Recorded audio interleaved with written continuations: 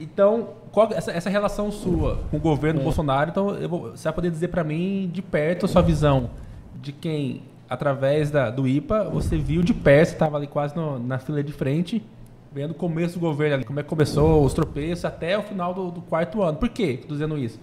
Porque é a primeira vez desde, sei lá, de 96 que veio a reeleição que o presidente perde uma reeleição. Só foram poucos, né? Foram só 3 no Brasil inteiro, mas outros ninguém foram perdeu. Lá, os outros foram lá na... Então você viu de perto tudo que o governo ali... Qual foi a sua visão de quem estava vendo tão perto ali o governo Bolsonaro? Porque você criar esse conflito eterno, né? Essa tensão eterna com o adversário, ele tem um preço, né? Ele tem um preço, porque o Brasil é dividido. E esse foi o erro. Acho que esqueceram de ver os números. Ou seja, como é que eu entrei no governo? Eu entrei com 55%, 57% por aí. E o Haddad praticamente com 45%, 44%. Então...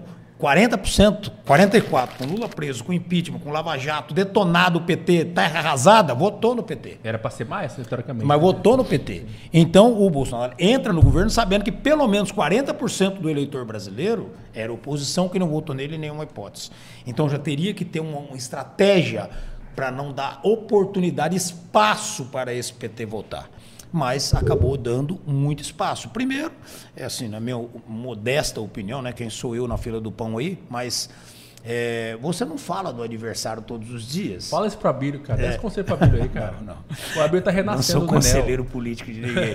Mas assim, você não fala. O cara que fala do adversário todo dia, ele mantém aquele cara vivo, porque tem uma máxima na ciência política e nas pesquisas, que se eu falar de você durante um ano inteiro, e eu falar que você, te usar predicados aí, te xingar, ou colocar que você é um cara da pior qualidade, durante um ano inteiro eu fico falando de você, e a eleição é daqui 2 anos, ou 3, naquele momento, dos 100% que ouviu eu falar de você, vão lembrar do que eu falei de você, 20%, 30%. O restante vai se lembrar do seu nome.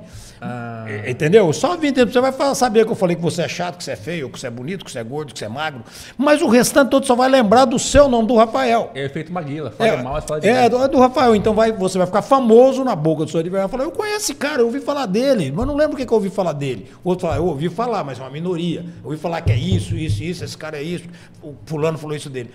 Então, essa coexistência que ficou entre o Batman e o Coringa, né? O herói e o bandido, o Bolsonaro herói, o Lula bandido, uma coisa que vai fazendo. Mas 40% não gosta, já era Lula, já era PT.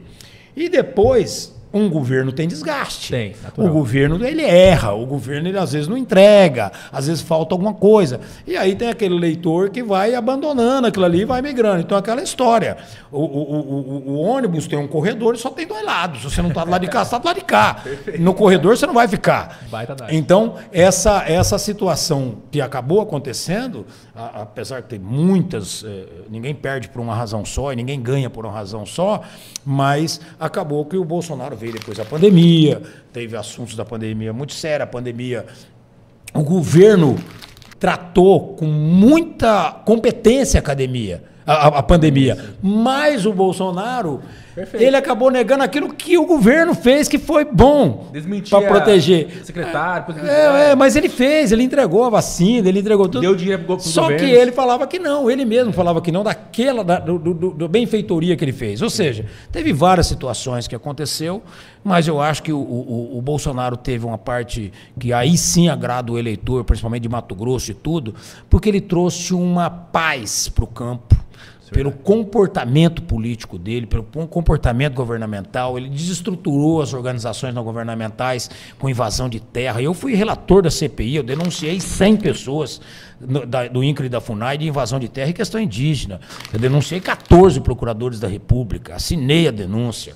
Né? E o Bolsonaro, quando ele entra, ele consegue dar essa paz isso é verdade. Para rural trabalhar, ele dá uma outra conotação para o Brasil naquele momento, dá uma segurança jurídica que a gente não tinha, mas não mudou a lei. Mas o comportamento dele nos deu isso e facilitou trabalhar. Então, quando vem a eleição de 2022, o Bolsonaro tem, como eu disse, vários ingredientes que acabou levando para esse resultado, né? Eu votei nele no segundo turno, votei nele no primeiro turno, enfim. Quando acontece tudo isso, acontece uma coisa impressionante. É a primeira vez na história que um governo ganha eleição, que foi no caso do Lula, não ganha o Congresso, só fez 120 deputados. Hoje o Congresso ele é majoritariamente de direita, Sim. a grande parte de direita, que é um efeito do bolsonarismo. O Bolsonaro deixou um legado muito forte em regiões importantes. O cara votou em quem era ligado a ele, quem não era, mandou para casa. Quem não tinha a cara de usar aquelas palavras, tudo. Em 2022 eu não fui candidato, eu assisti com um pouco mais de distanciamento, né? De sobriedade, de tudo. E isso que aconteceu. E o Lula acabou ganhando uma eleição sozinho. Ou ele presidente, mas o Congresso contra ele inteiro. E foi o primeiro presidente eleito que não teve lua de mel. Por quê? Porque o batuque da oposição ali fora começou antes, novembro, dezembro.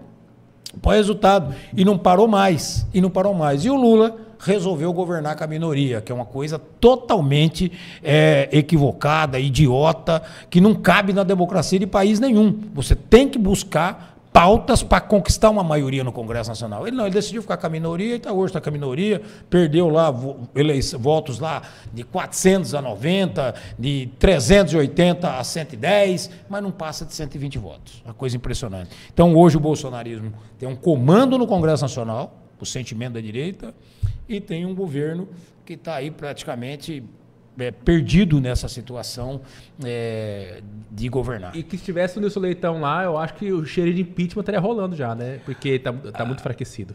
Não, eu acho que a oposição, o problema é que eu acho que a oposição ela tem que ter mais esse objetivo. Apesar que nós temos no Senado, por exemplo, uma liderança que eu considero um dos mais preparados do Brasil, que é o senador Rogério Marinho. Porra. Ele foi deputado comigo, eu fui líder dele, um grande amigo. Ele é muito preparado, líder da oposição no Senado Federal, ele faz um bom trabalho, mas ele não conseguiu ainda juntar toda a estrutura da Câmara, da oposição, num lugar só. Então tem muita oposição ilhada, é contra o PT, mas cada um fica num canto. Então não houve ainda essa junção, falar, vamos todo mundo junto para cima. Mas eu acho que isso aí talvez seja um problema da tecnologia e do efeito Bolsonaro. Por quê? Na sua época lá, não tinha muito essa questão de bolhas de rede social. Hoje a impressão que eu tenho, nós temos de fato a maioria de oposição, mas de qualidade ruim, a qualidade técnica dos parlamentares da direita hoje. Vou falar de quem lá? Tem, acho que 20% dos deputados de direita são coronéis, são da PM, são as Forças Armadas, Força de Segurança. E o único que fez um projeto decente de segurança foi o Kim Kataguiri, que é um nerd que joga videogame. Então você tem muito cara bravateiro, tem coronel assiste Mato Grosso, nada contra, gosto, já veio no meu programa, fiz comer cebola ao vivo aqui, porque é caveira, mas não tem um trabalho contundente ali. É muito cara de bravata, mas por exemplo, você falou do Senado.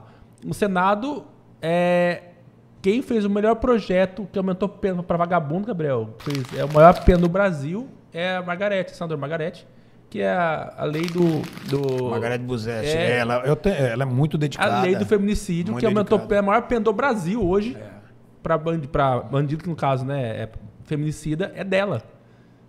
Então, assim, fora a lei anti-pedofilia também, que é dela, assim, é a mulher sozinha lá, que é suplente do Fávaro, tá mandando ver. Então, assim, Rogério Marinho é um deles. Agora, mesmo Tereza tempo, Cristina, mas também ao passo temos a bolsonarista, aquele doidinho lá, Gabriel, que fez a vinheta, o Marcos Duval, cara. Aquele cara tem que ser internado, ele tem realmente problema sério, ele tá tendo problema.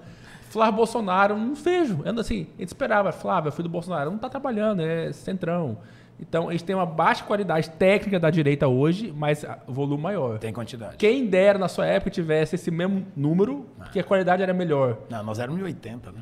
Pois é. 80 no total, então era assim, um número realmente muito baixo. Mas eu acho que o que a direita, a esquerda, é uma nomenclatura que ainda não foi compreendida pela sociedade. Perfeito.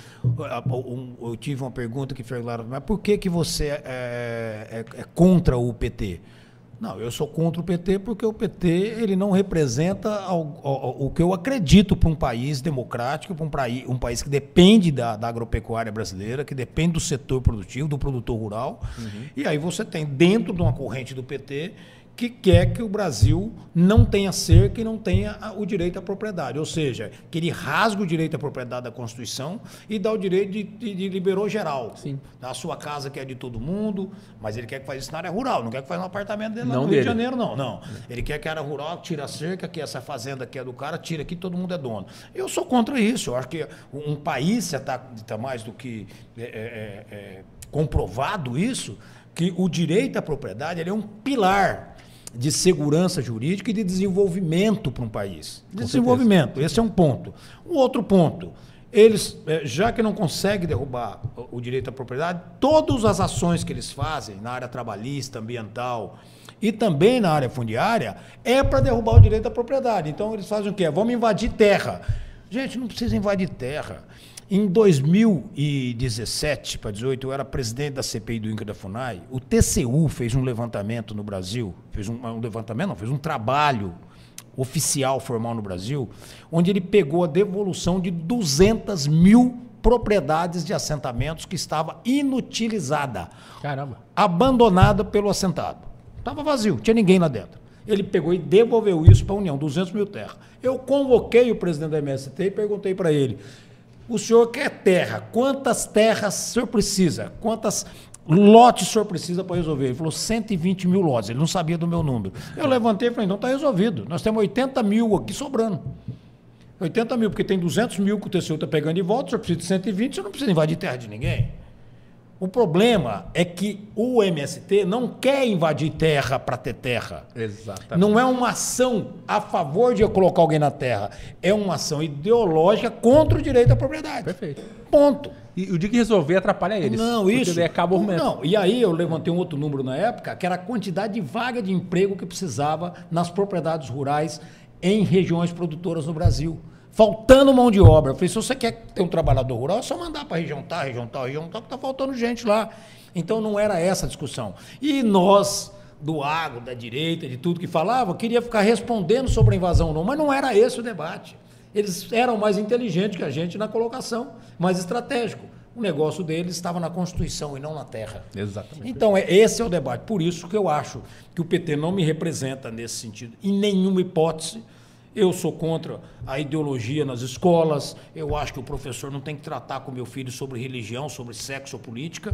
Perfeito. Não pode, eu não quero que ele faça isso com meu filho. É trabalho seu esse, né? Não, além disso, hoje você tem uma estrutura tecnológica, Google, ChatGPT, se quiser pesquisar, ou a própria aula. Agora, se o professor é professor de inglês, de português, ele tem que dar aula de inglês ou português, ele não tem que dar de política.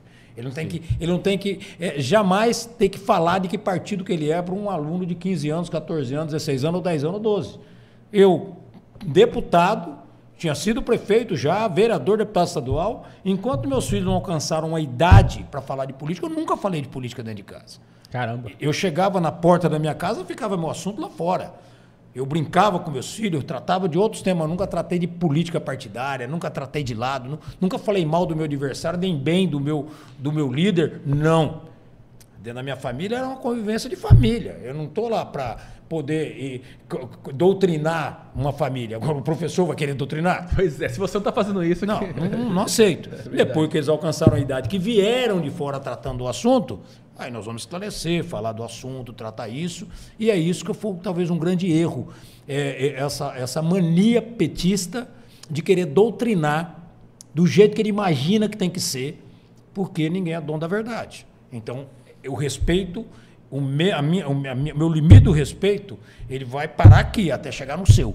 Aí você falou que você é pai de família, acompanha seu Instagram, e não só isso, você é um cara de direita, que é um baita de um pai, e você também é muito musical com seus filhos, né? Meus filhos têm uma banda, né? Tem banda. Tem uma banda. E você ensinou eles a ser roqueiro, pelo menos. Não, eles gostam, eles adoram. Eles tocam... E eles foram homenageados porque eles foram jovens, os mais jovens a tocar Beatles, e tocava tudo do Beatles.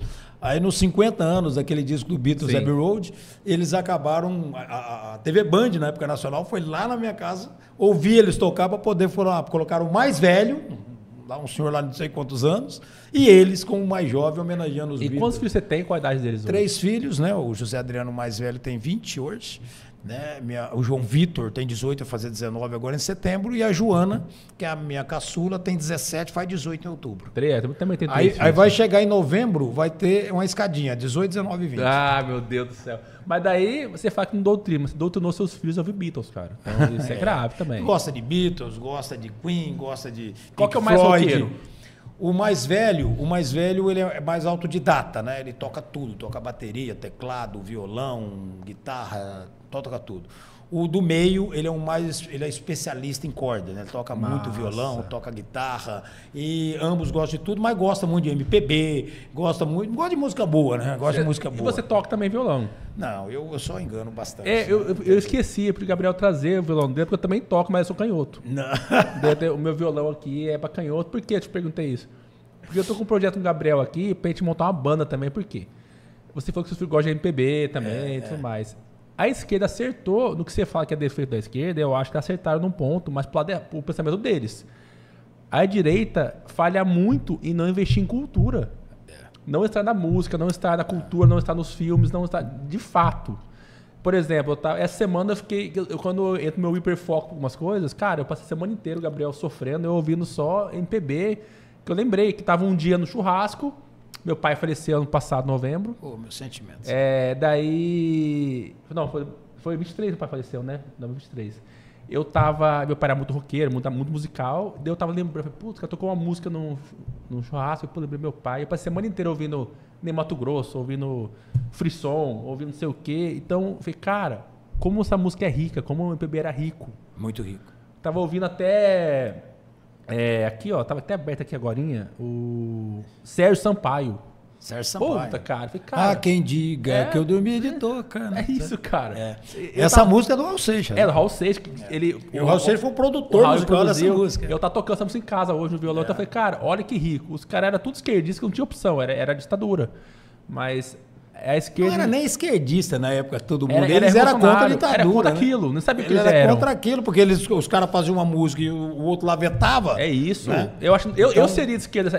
Eu seria. Então era um outro momento, né? Não era um momento que discutia essas outras coisas. Mas o artista brasileiro, ele acabou realmente, essas universidades também, acabou tendenciando para essa... Acabou. Do socialismo e tal. Porque acha bonito, é uma poesia isso, né? É bonito falar, vamos ser todo mundo igual. Mas como? Peraí, a cadeia animal não é assim, a cadeia vegetal também não é assim, nem a cadeia do ser humano. Né? O capitalismo não é algo excomungado, algo que é sórdido, não. É uma oportunidade para todo mundo. Uma oportunidade para todo mundo. Agora, fora isso, como é que você vai fazer uma coisa, a ideia do socialismo de fazer que todo mundo seja igual? Teria que ter algo que antecedesse isso, né? Primeiro, oportunidade de educação para todo mundo, que não tem no Brasil nem no mundo inteiro. Mesmo assim seria impossível, eu acho. Não, porque não tem. Porque o Brasil às vezes discute a meritocracia, né? O que é meritocracia? Existe meritocracia, na tua opinião? Na minha opinião. Eu te entrevistando agora. Existe. Na prática, talvez sim. Eu não sabe por que não existe? Sabe quem que me ensinou que não existe? No núcleo familiar existe. Não, mas sabe quem que me ensinou que não existe meritocracia? Quem? O meu filho. Qual deles, mais velho? O meu filho do meio. Falou, como é que vai ter meritocracia se o filho, por exemplo, de quem trabalha lá em casa, por exemplo, a minha diarista, que vai lá 2 vezes por semana, mora num bairro mais carente, tem um salário menor e o filho dela vai para a escola pública. O meu filho, eu tive condições de colocar ele numa escola melhor. Um exemplo. Ele falou, pai, não tem lógica eu querer competir com ele, é uma covardia com ele. Mas eu explico isso. Como é que é meritocracia? Aí eu vou disputar uma vaga de emprego, eu vou disputar uma vaga na faculdade, ele vai com menos condição que eu, tá errado isso. Então a cabeça, a meritocracia como você tem. Não, o Brasil é um abismo. Não, é um abismo. É que o Brasil até nisso é ruim. Agora, lógico, tem vários países aí fora que tem meritocracia. Mas que a gente imagina que seja uma corrida de curto prazo, não é, mas longo prazo. Eu responderia assim pro seu filho, qual é o nome dele? João Vitor. O João, sabe o que é meritocrata isso? Porque eu pergunto pro seu pai o que estava fazendo nisso Leitão aos 18 anos de idade. O que estava fazendo com os 18 anos de idade? Eu estava trabalhando. Então é mérito, porque você trabalhou para você proporcionar aos seus filhos essa chance. Então, o filho da sua faxineira, ele ou a própria faxineira, ela vai ter a chance, ou ele mesmo, de ralar dos Não, dois. sim, sem dúvida. Eu só estou isso. dizendo na hora de competir. Não, mas não é competição. Na hora de competir, na hora de falar assim, olha, tenho aqui a vaga de emprego X, tá? Vai fulano e vai ciclano. Pera aí, qual que é o histórico desse cara aqui? O histórico desse cara aqui, esse cara ralou, a mãe, ele não tinha pai, a mãe dele trabalhava a noite inteira num hospital lá, e ele ficava aqui, ele estudava tudo, tal, mas quando ele ia para a escola dele teve greve, o professor faltou, a escola pública, o governo não pagou direito, a educação não foi tão boa. E o outro? Não, o outro foi numa escola aqui, que estudou na escola tal, premiada, que já tem X% de gente que passou no vestibular. Então, quando vai os dois para aquela mesma vaga, esse aqui perde. Mas o problema é que a gente acha que é uma corrida assim, mas um exemplo Dá uma água pra mim. Aqui bem aqui. Pega lá a própria história de vida do próprio nosso amigo Adenilson Rocha. Veio uma vida fodida, criação pobre, lascada e cresceu. Isso, lógico, mas isso é uma exceção. É que é uma corrida de longa distância, não uma corrida de curta distância. A gente tenta imaginar que é uma corrida de 100 metros, que os dois saem iguais. Não. É a corrida que um vai ser na frente e outro atrás, mas vai ter adversidades da vida que vão dar oportunidades. Do filho do rico, às vezes, que não vai dar valor e vai perder tudo que o pai criou, e vai ter o cara que passou adversidade e vai valorizar e vai multiplicar. Sem dúvida. Não, eu concordo. Você falou, o Adenilson, a história dele é linda. A história dele é linda. Uma história muito bonita, né? Ele é feio, ele é baixinho, esquisito, mas a história dele é bonita. É o mais... A história dele. É o mais jovem, né? É o caçula da turma e ele é um vencedor. E ele tem uma estrutura, a empresa dele de tecnologia é uma das melhores do Brasil, não é qualquer uma. Né? Uma coisa bem impressionante. É um cara que eu torço muito que vire deputado estadual, viu, Gabriel? Se vier, já fala que tem meu voto, é um cara que eu admiro muito, é um cara ralador. Terá o meu Por isso também. que o João, eu falo pro João, a meritocracia tá no seu pai que se fudeu trabalhando lá desde cedo pra você hoje poder ter esse raciocínio, ter tempo pra pensar nisso. É isso aí. Que na idade dele, você tá pensando em que na idade dele? Você tinha tempo pra pensar em, sei lá, coisas abstratas da vida? Não. Era ralação, não era? Ralação. A minha ideia também, eu ganhar dinheiro, quem sabe um dia meus filhos poder ficar abstraindo a vida. Olha só, cara.